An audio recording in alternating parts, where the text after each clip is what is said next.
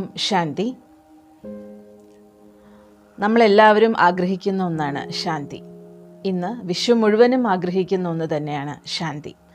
എപ്പോഴാണോ നാം നമ്മുടെ ആന്തരിക മനസ്സിലേക്ക് ഒരു യാത്ര നടത്തുന്നത്, അതായത് നാം നമ്മോട് തന്നെ സംസാരിക്കുന്നത്.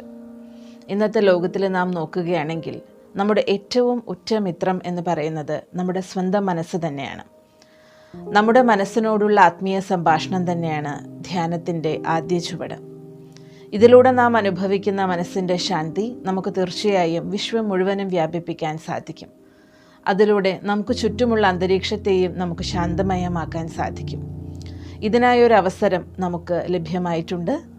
ഈ വരുന്ന 21-ാം തീയതി വേൾഡ് മെഡിറ്റേഷൻ ഡേയിൽ നമുക്ക് എല്ലാവർക്കും കൂട്ടായ്മയോടുകൂടി ധ്യാനം അഭ്യസിക്കാം. നമുക്ക് നമ്മോട് തന്നെ സംസാരിക്കാം. നമ്മുടെ ആന്തരിക മനസ്സിനെ ശാന്തമാക്കാം. അങ്ങനെ വിശ്വത്തിലേക്ക് മുഴുവനായും ശാന്തി വ്യാപിപ്പിക്കുന്ന മഹത്തായ സേവനം ചെയ്യാം. ഓം ശാന്തി.